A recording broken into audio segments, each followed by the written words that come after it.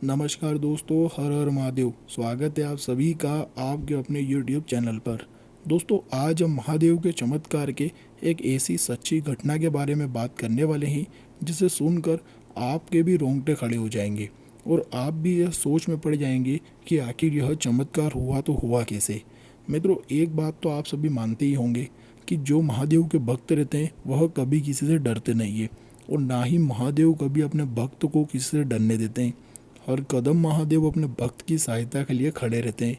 कभी भी इनका भक्त कोई मुसीबत में आ जाता है तो तुरंत आकर अपने भक्त को बचा लेते हैं। दोस्तों, ऐसी ही एक सच्ची घटना हमें लिखकर भेजते हैं अनिल जी। जी हाँ दोस्तों, गुजरात के रहने वाले अनिल जी हमें बताते हैं कि यह एक प्राइवेट कंपनी में नौकरी करते हैं। इनके पिताजी पूरे समय घर पर ही रहते हैं। बुजुर्ग होने के कारण वह ज़्यादा घूम फिर नहीं पाते हैं और उनमें ज़्यादा अब घूमने फिरने की क्षमता भी नहीं है। पिताजी की एक इच्छा और रहती है मन में कि एक बार अमरनाथ धाम जाकर दर्शन कर आए, परंतु अब अनिल जी की नौकरी के कारण उन्हें छुट्टी नहीं मिल पाती है। प्राइवेट जॉब रहती है, ज़्यादा सैलरी नहीं मिल पाती। 15-20 हज़ार की जो सैलरी रहती है मुश्किल से वह मिलती है और छुट्टी का नाम लेते हैं तो नौकरी से निकाल दी जाते हैं। इसलिए दोस्तों, उन्हें छुट्टी तो मिल ही नहीं पाती है। अब पिताजी के मन में इच्छा रहती है अमरनाथ धाम जाने की। तो अब अनिल जी हमें बताते हैं कि ऐसी स्थिति में मैंने बड़ी ही मुश्किल से कुछ पैसों का जुगाड़ कर कर अपने पिताजी, जिनका नाम वह बताते हैं सुरेंद्र जी। जी हाँ दोस्तों, सुरेंद्र जी को वह कुछ पैसे देते हैं और बोलते हैं पिताजी, मुझे तो छुट्टी नहीं मिल पा रही है, परंतु आप अपनी इच्छा पूरी ज़रूर करिए। आपकी किस्मत में महादेव के दर्शन लिखे हैं तो आप ज़रूर अमरनाथ धाम जाकर दर्शन कर कर आइए। मेरी तरफ से भी आप ही दर्शन कर लीजिएगा। तो दोस्तों, यह बात सुनकर उनके पिताजी कहते हैं ठीक है, मैं ही चले जाता हूँ, तुम्हारे पास समय नहीं है, बाद में चले जाना। कुछ दिन बाद अनिल जी अपने पिताजी की बस की टिकट करा देते हैं और अपने पिताजी को बस में बिठा देते हैं। थोड़े ही दिनों के बाद वह बस अमरनाथ धाम पहुंच जाती है। उनके पिताजी भी बिल्कुल सही सलामत वहां पहुंच जाते हैं। फिर उनके बेटे को फ़ोन लगाते हैं और बोलते हैं मैं यहाँ पर पहुँच चुका हूँ। परंतु दोस्तों, वह दर्शन कर लेते हैं, बाबा के दर्शन हो जाते हैं, महादेव से मिल लेते हैं। उनकी जो मन की इच्छा रहती है वह भी पूरी हो जाती है। वह बहुत खुश रहते हैं और अपने बेटे को फ़ोन लगा कर कहते हैं कि मैंने तो दर्शन भी कर लिए हैं। अब होता है कुछ ऐसा कि भारत में अचानक से आ जाता है कोरोना, जिसके कारण लग जाता है 21 दिनों का लॉकडाउन। जी हाँ दोस्तों, अचानक से 21 दिनों का लॉकडाउन लग जाता है, जिसके बाद पूरा देश बंद हो जाता है। अब दोस्तों, ऐसे में अनिल जी एकदम से घबरा जाते हैं कि उनके पिताजी तो अभी यात्रा पर गए हैं और इतने बुजुर्ग और इतने वृद्ध होने के कारण वह वहाँ पर अकेले खुद को कैसे संभालेंगे।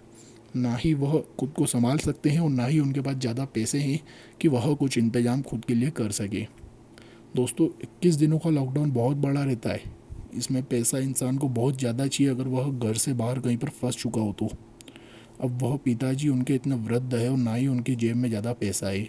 यह सोचकर अनिल जी बहुत ज़्यादा घबरा गए। और दोस्तों, जब यह बात सुरेंद्र जी को पता चली तो वह भी बहुत ज़्यादा चिंतित हो गए कि अब मैं यहाँ से घर जाऊँ तो जाऊँ कैसे। परेशान तो वह भी बहुत हो चुके थे कि अब करा जाए तो करा क्या जाए।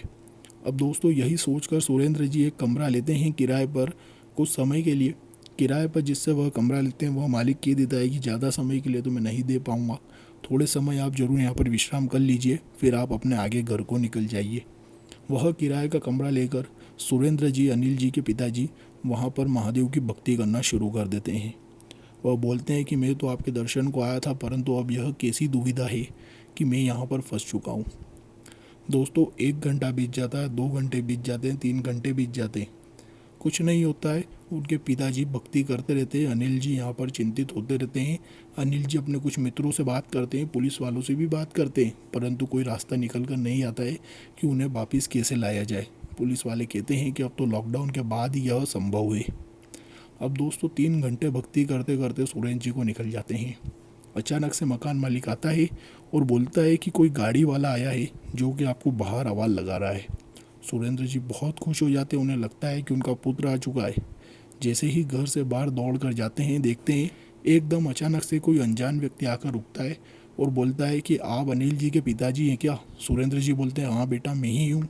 तो बोलते हैं मुझे अनिल जी ने भेजा है स्वयं आपकी मदद करने के लिए कि मेरे पिताजी वहाँ पर फंसे हुए हैं, उन्हें लेकर आ जाइए। यह बात सुनकर सुरेंद्र जी बहुत खुश होते कि उनके पुत्र ने कुछ तो कराए। उनका मोबाइल तो अब बंद हो चुका है, चार्जिंग करना वह भूल जाते हैं। उसके बाद वह उस गाड़ी में बैठ जाते हैं। मकान मालिक को किराया दे देते हैं। उसके बाद वह उस गाड़ी में बैठ जाते हैं और वह गाड़ी वाले के पास पूरी परमिशन रहती है। वह गाड़ी वाला बिल्कुल सरकारी नौकरी का रहता है, तो उसके पास एक शहर से दूसरे शहर जाने की पूरी पूरी परमिशन रहती है। वह बिना किसी दिक्कत के, बिना किसी की सहायता के एक शहर से दूसरे शहर अपनी कार से जा सकते हैं। अब दोस्तों वह सुरेंद्र जी को अपनी कार में बैठा लेते हैं और उनके गांव, उनके घर तक उन्हें छोड़ने आ जाते हैं। परंतु जैसे ही वो उनके घर की गली के बाहर आते हैं, उनके पास एक कॉल आ जाता है और वह कहते हैं कि अंकल, यहाँ से आपको अकेले ही अपने घर तक जाना पड़ेगा। ज़्यादा दूर घर नहीं रहता है, कुछ 100-150 मीटर ही दूर घर रहता है। वह बोलते हैं कि यहाँ से आपको अकेले ही जाना पड़ेगा, मुझे कोई अर्जेंट काम आ गया है, उधर जाना पड़ रहा है। यह सुनकर सुरेंद्र जी कहते हैं, ठीक है बेटा, तुमने मेरी बहुत सहायता करी, यहाँ तक सहायता करने के लिए आपका बहुत बहुत धन्यवाद।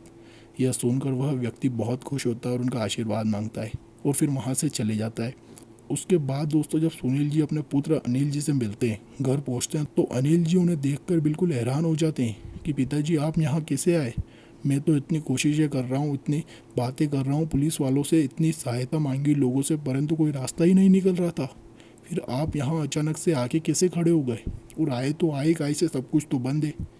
उनके पिताजी बिल्कुल हैरान हो जाते हैं, उन्हें भी कोई समझ नहीं पड़ती है कि तुम क्या बोल रहे हो, तुमने ही तो मेरी सहायता के लिए किसी गाड़ी वाले को भेजा था। अनिल जी को कुछ समझ नहीं आता है, बोलते मैंने कब किसे कहाँ भेजा? सुरेंद्र जी बोलते हैं पता नहीं, मैं तो वहाँ पर फंसा हुआ था, काफ़ी ज़्यादा घबराया हुआ था, काफ़ी ज़्यादा चिंतित था, कोई सहायता नहीं कर रहा था, पैसे भी ख़त्म हो चुके थे, खाने पीने का भी कुछ नहीं था। मकान मालिक ने भी कह दिया था कि जाओ यहाँ से। उसी समय एक गाड़ी वाला आकर रुकता है और मुझे यहाँ तक छोड़ जाता है, मेरी सहायता कर देता है और बोलता है मुझे आपके पुत्र अनिल जी ने भेजा है। मैं उसकी गाड़ी में बैठ जाता हूँ और यहाँ तक आ जाता हूँ। अनिल जी बिल्कुल हैरान हो जाते हैं कि आखिर ऐसा व्यक्ति कौन रहता है जो मेरा नाम भी जानता है, मेरे बारे में सब कुछ जानता है और मेरे पिताजी की इतनी सहायता करता है और उन्हें यहाँ तक छोड़ जाता है। यह बात ना ही सुरेंद्र जी समझ पाते हैं, ना ही अनिल जी समझ पाते हैं। फिर धीरज से सुरेंद्र जी के मन में ख्याल आता है और वह समझ जाते हैं कि बेटा चिंता करने की कोई आवश्यकता नहीं है। मैं तो महादेव के धाम गया था दर्शन करने के लिए, अब मुझ पर कोई मुसीबत आई है तो महादेव ही रक्षा करेंगे और किसी को रक्षा करने की क्या जरूरत थी। महादेव ने ही उस व्यक्ति को भेजा होगा मेरी सहायता करने के लिए और उस व्यक्ति ने बिना किसी पैसे के, बिना किसी लालच में आकर मेरी सहायता करी और मुझे ठीक ठाक घर तक पहुंचा दिया है। यह बात सुनकर अनिल जी और सुरेंद्र जी दोनों बहुत खुश होते हैं और महादेव को फिर से धन्यवाद कहते हैं। तो दोस्तों यह कहानी, यह घटना आपको कैसी लगी? इस घटना को सुनने के बाद आपको क्या ख्याल आता है कि वह व्यक्ति कौन था? अगर आपको भी अनिल जी की और सुरेंद्र जी की और हमारी तरह लगता है कि महादेव का ही भेजा हुआ कोई दूत था या स्वयं रूप बदल कर आए महादेव ही थे जो कि सुरेंद्र जी की सहायता करने के लिए आए थे, तो इस वीडियो को एक लाइक ज़रूर करिएगा और नीचे कमेंट में हमें बताइएगा ज़रूर। और अगर आपके साथ भी महादेव के चमत्कार की कोई ऐसी सच्ची घटना हुई हो तो आप हमें कमेंट कर ज़रूर बताइएगा। हम आपकी घटना भी लोगों तक पहुँचाने की पूरी पूरी कोशिश करेंगे। इस वीडियो को देखने के लिए दोस्तों आप सभी का बहुत बहुत धन्यवाद। जल्दी मिलते हैं अगली ही एक और नई और सच्ची घटना के साथ। धन्यवाद।